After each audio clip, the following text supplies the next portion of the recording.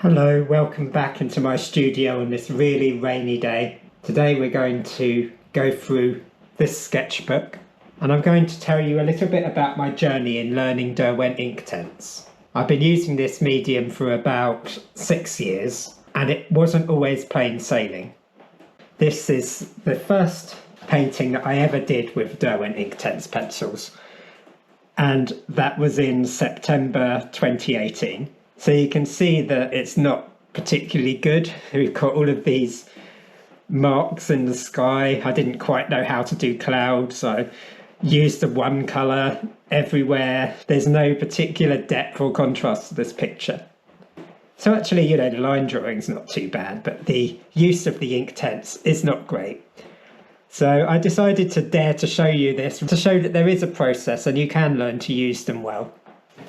In 2019, this is about a year later, I'm starting to use the Inktense a little bit more effectively here.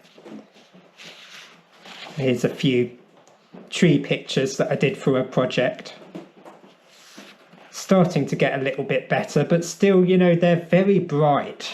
And this is the trap that you can fall into with Derwent Inktense pencils very easily, is everything just looks really bright and punchy. And it's quite hard to get the sort of subtlety that you might get with watercolour.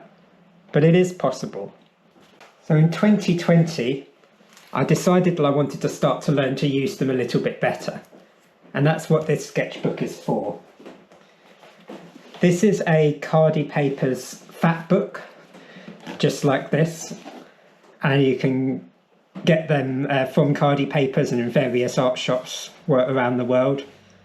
They're really great for Derwent Inktense and any water-based media because this paper, it absorbs really readily and you can keep on making layers in it. It doesn't buckle and it's really wonderful to use.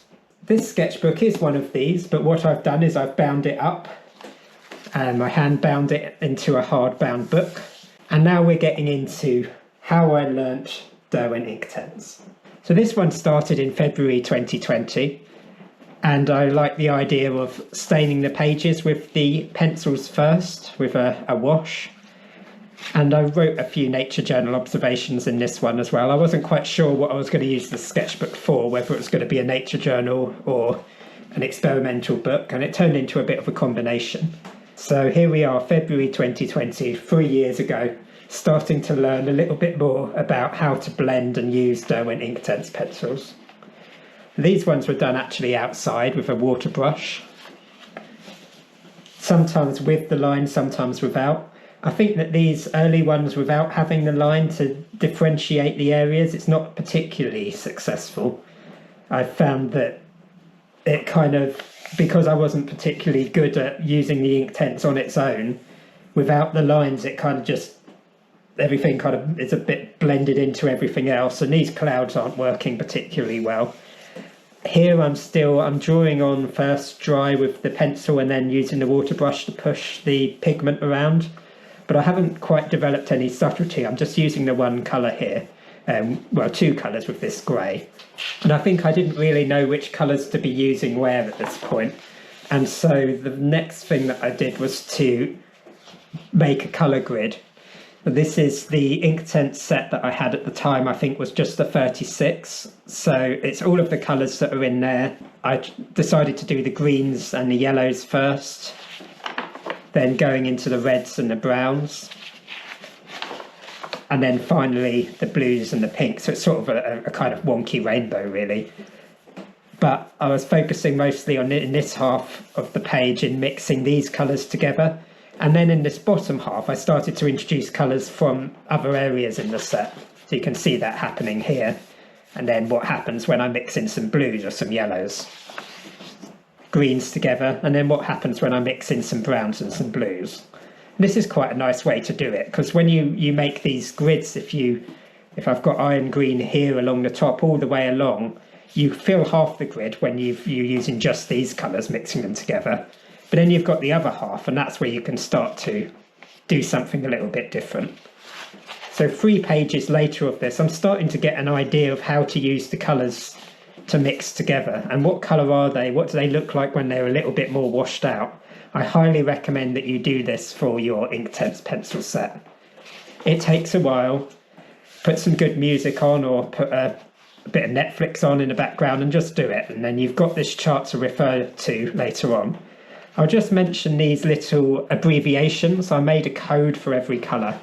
You can use the number code that's on the pencils, but I actually found that I don't want to memorise these numbers. So what I did was just abbreviate the names. So iron green is IRG, Ionian green IOG, and so on.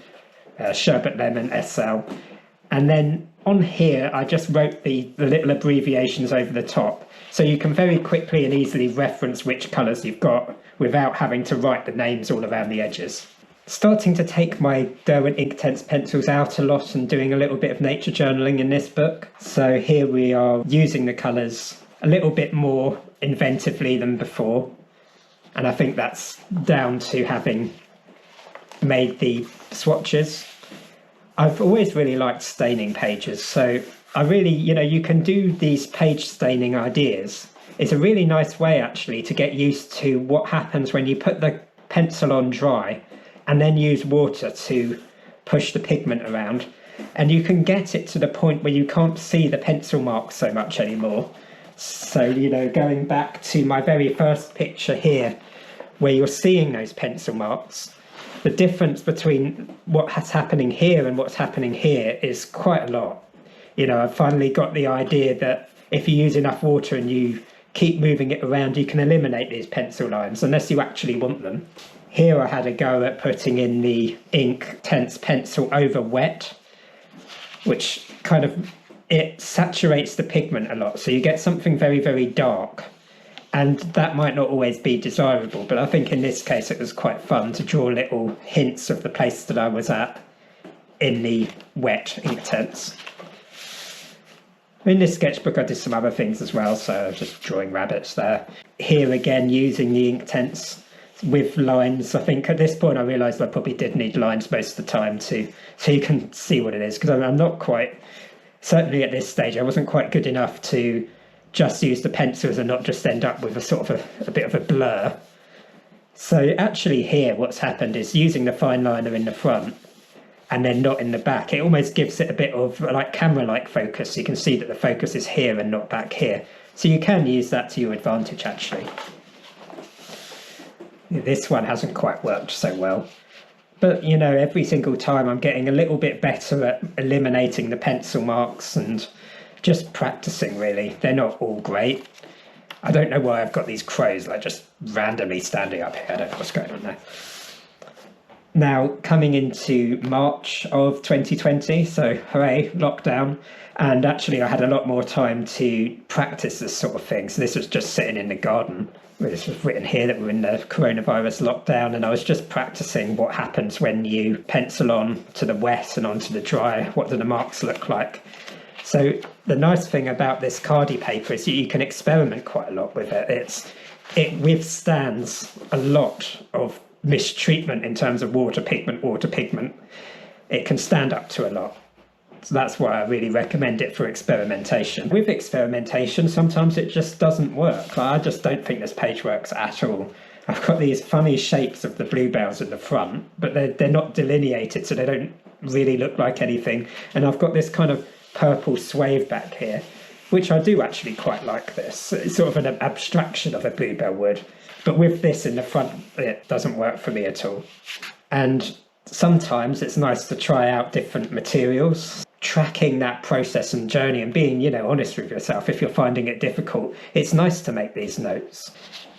This one, again, I'm trying it on the wet. So I've got wet paper, I've stained the paper, and then I've gone over it with the pencil. And you see what happens when you do this. It's very difficult then to eliminate these marks. So you really are stuck with them. And sometimes you're stuck with them where you don't want them, like on these bluebells. I don't want these zigzag lines where I've put the colour down. But because I did put it down on wet paper, I can't get rid of it. We're experimenting in here. We're trying to find out what works and what doesn't.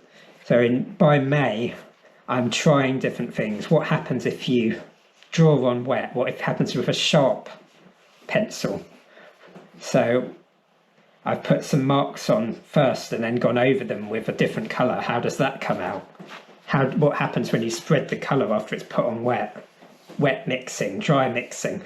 It's so fun just to make a practice page like this, and it doesn't have any particular intention and outcome.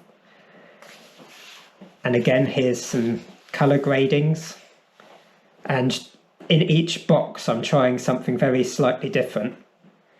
So here I've made a bit of a mess here, which dried onto my nice graded box, and I put a little arrow and it says, be careful about lifting too much pigment on the brush. And that's what I did there. I took too much from here, put it there, oh dear. Now I'm stuck. Mixing dry, mixing wet, what happens in each case? Now, this is quite fun, because what I did here was I picked 4 colours. I've got tan, saddle brown, bright blue, and Indian ink, just these 4 colours. And I went out and tried to do some little landscapes using just these colours. This one, again, I think it was actually raining on this day, which made it very hard to put the colour down dry and then lift it wet. So what happened, because the paper had got wet first, I ended up with these kind of funny stripes, which are not very desirable. Just these little practice sketches can be really good outside, and if you limit yourself to just a few colours, you quite quickly get a bit of practice in tonal studies and lights and darks and cools and warms. This one with the swallows, again trying a few different colours and grading them. So I think I only took these 4 pencils out on this day and just did these little sketches. And again, just these few colours. I've added a little bit of green up here by the looks of it, but keeping it limited. Here, this is something that didn't work. I put the horizon across, and then some of the colours from the horizon, because this was wet, lifted up into the sky. So I think this is one of the times that I learnt that unless you want this kind of nice foggy effect, you've got to be very careful about making sure that your layer has dried before you then go on with the next. Some more tryings out.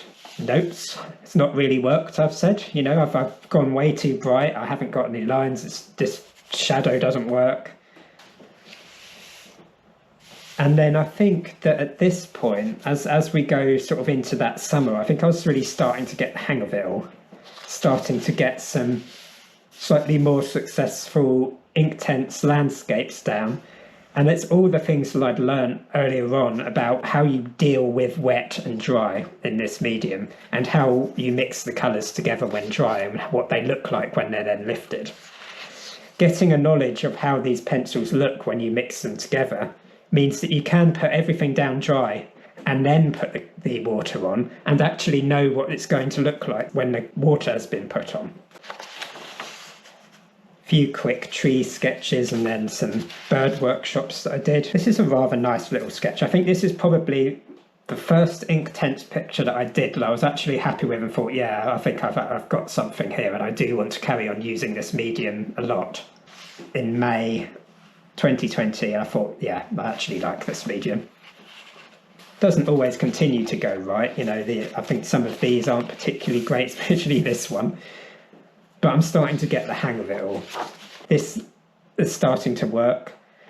And I was going out a lot during the COVID times. It was so nice to get out and just do these little landscapes of my local area.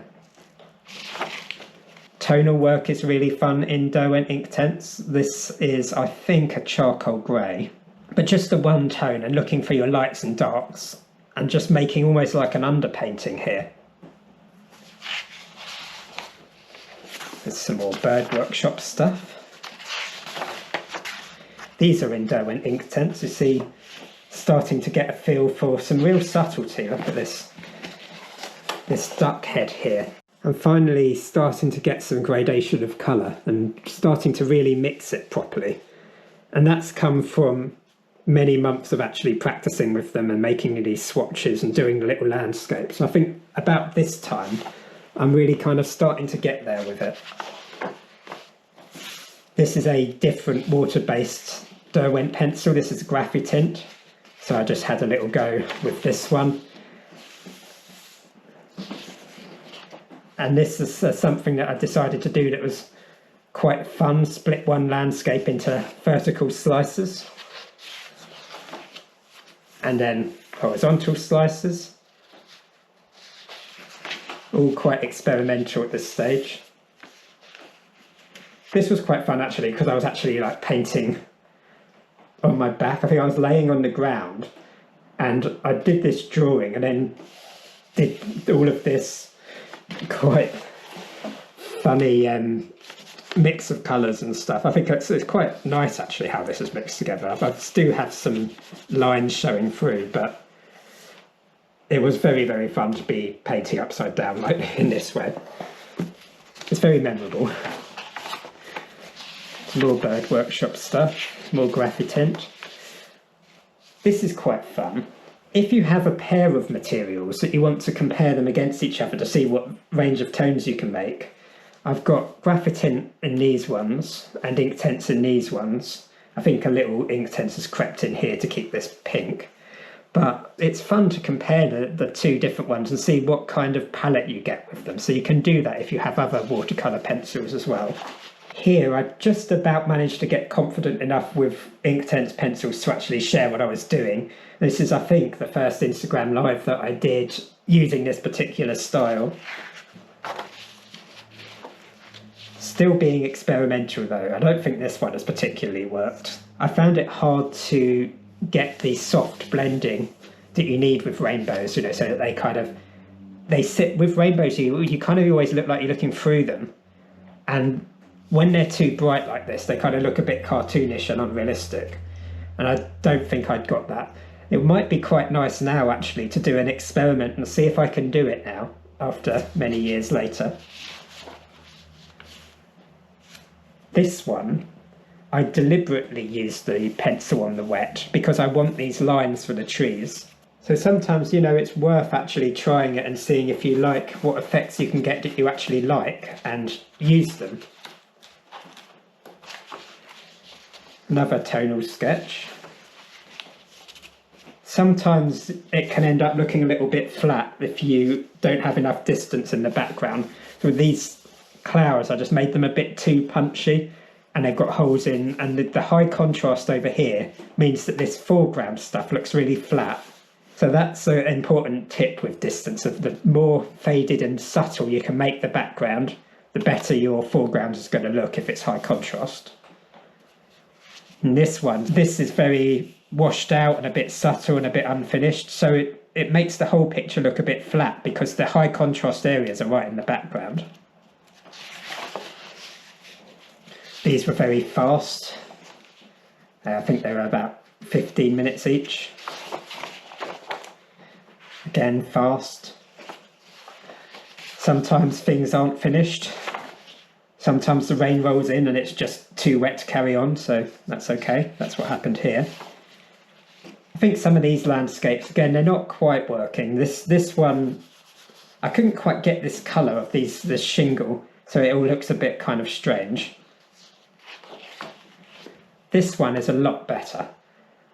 This time I am again using the pencil sharpened, drawn on the wet to get these tall reeds in the foreground, not the background. And there is a real nice sense of distance in this one, which has been brought about by bringing these uprights right to the front.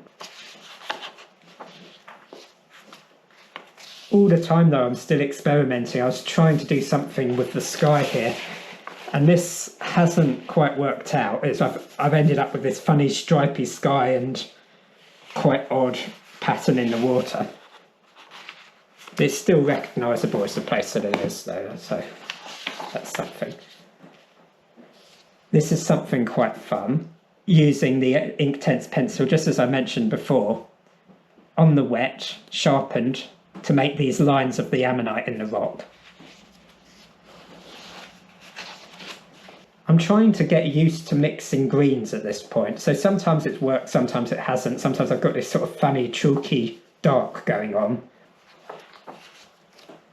This one works quite well because there's enough high contrast stuff in here. There's some abstraction in the water which was really fun, and it goes off away into the distance with these rocks in the front. So I do quite like this one, even if I've oversaturated the pigment too much in places. It's just too black, it's too dark. This bit looks like it's raising out the water because I haven't left enough subtlety around the edge here. Sometimes I just, particularly early on when I was, still in 2020, I just went mad with this lime green. I used to use lime green all the time. It made everything just look a bit too bright. Although the grass is vibrant, when it's in the work like this, it just doesn't look right. So, even though I've tried to break it up with these fallen leaves, it hasn't quite worked out. But this area at the back, this looks I'm quite pleased with this. I got some new Inktense pencils in August 2020 to add to my little collection. And of course, initially I just tried them all out, and then I tried a picture using just my new colours. Again, it's limiting your palette and see what you can make with new colours when you get them. So this little picture here of the Colliford Common with the cows and the trams, that was done with just these. And it does, every time you limit your palette, it gives a certain flavour to a little landscape like this. A few more. And at this time, we went on holiday to Wales, and I just decided I was going to spend as much time as I could trying out new things with the Inktense. A little bit too much in the background. This one is a lot better, because this one we've actually got some contrast. We've got these nice light areas where the tarmac is, and then we've got more going on in the background. This one's quite nice. We've got a little bit, I think this is too dark. I think I went a bit too strong on this page. But this page here, I really quite like this with the wall, and using a white highlighter over the top to bring forward areas that I want to be really crisp with the highlights. And then this one is my absolute favourite. I think this one is when I decided that actually, yeah, I can do Inktense now. I'm quite happy with how I do Inktense now. I want to go forward, to develop the ideas that I've got here. Beach scene, more beach scene.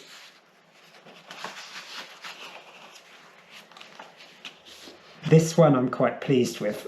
Although it's a bit oversaturated in places and it hasn't quite gone right over here, as an overall image it is so strong. And on that day the storm clouds were rolling in and the light was coming from behind me from over here and just like hitting this bright cliffside here with the grass rolling down and then the beach down here. I think that this one, although the building's drawings are a bit sketchy, I'm pleased with this one. This one I'm less pleased with. I think that the issues here, there's just not quite enough contrast going on. It all just kind of looks a bit flat. These lines are very unresolved.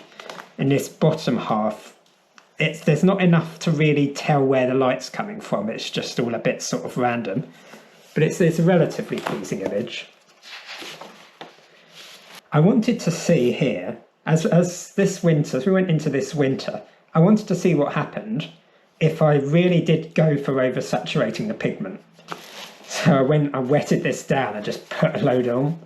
It's the complete opposite to what I'd been trying to avoid earlier on. I just wanted to see what happened, and what happened was a bit of a mess. Similarly here, this was all at the sort of same kind of time trying these things. I decided here that I was going to try a brighter palette and see what happened, because I've been using the earth tones all the time, and I just wanted to see if I try to do the CMY palette with the Derwent Inktense using iris blue, fuchsia and the sun yellow.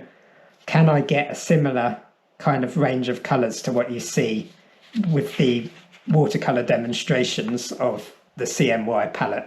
And I found that it was easy to do that.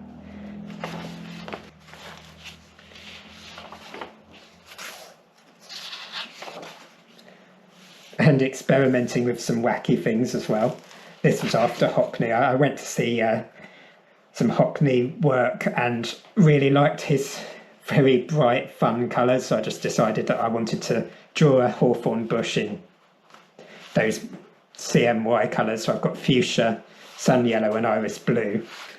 And then using the earth tones in the background. I don't know if it's worked. I don't know, but it was a lot of fun.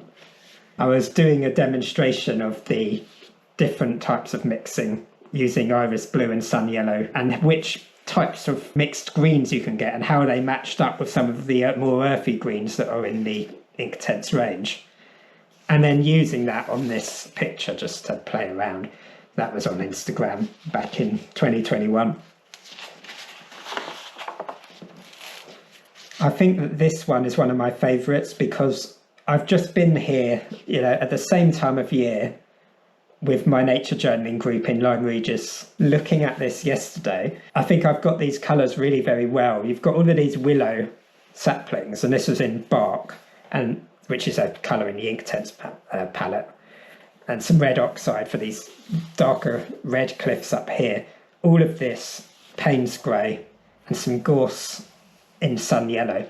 And these are the real colours that you start to see. You start to see in the landscape the colours that are in your Inktense set. So go looking for them. And when you're writing in your nature journal, write down which Inktense colours you think that they would match with what you're seeing. There's a sort of random little quick moody landscape. I don't think at this point that there's much progression. I think I'm sort of now kind of stuck a little bit in the way that I'm using these. And that's okay, because once you might progress for a little while as you start to learn techniques and practice them. But then you might find that, you're doing a very similar thing all the time. And this is when I decided that actually I was going to switch media for a little while and try some different things. I'm not just doing repeated all the time. So that's why we're moving through this year. So this is now May 2021. We're moving through it a lot quicker because I was also working in other books and using different medium as well.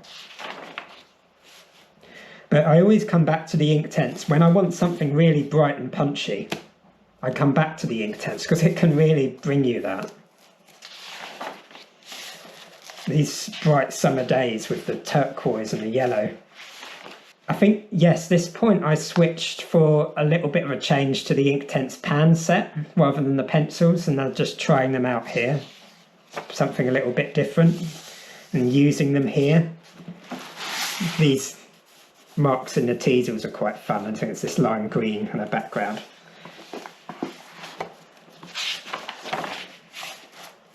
Trying different ways of using the Inktense just as practice and as demonstration. And at this point, I moved away slightly from the Inktense, so I'll go through the rest of this sketchbook quite quickly. I decided to try botanical inks and making my own botanical inks, and you can see all of the botanical stuff, back in 2022's videos. So I was on YouTube filming some of this stuff by this point. This is fun. This is using wax as a resist and making marks by using the wax first and then putting the ink or watercolour over the top, and it avoids the wax areas. But it is quite hard to do on cardi paper, so it hasn't worked as well here as it might on a hot press or cold press watercolour paper. These are botanical inks, more botanical inks, again using swatching. A few badgers, sketches, more botanical inks, a little bit of play with Inktense, and here's some watercolours and more watercolours. Yeah. And we sort of finished off because I find, as I mentioned back here, when you start to stagnate and you feel like you're kind of doing the same sort of thing, a lot of these pictures are quite of a kind. I've got the idea of the Inktense now, I know how I want to use it. I start to think, well, you know, if I'm going to use it, I'll use it in my other journals, I'll use it in my finished work, but I wanted to then move on and try something new, and that's where the botanical inks came in, and the pan set and the watercolour. So in conclusion then, I think to finish off this video, let's look at the difference between my very first Inktense picture here and what's achieved in this one. You see how much more controlled it is in the sky, how much more colour variation there is, more contrast.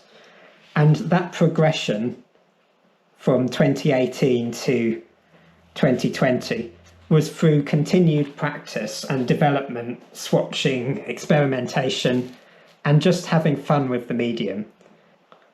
Thank you so much for watching. I'll see you in my next video.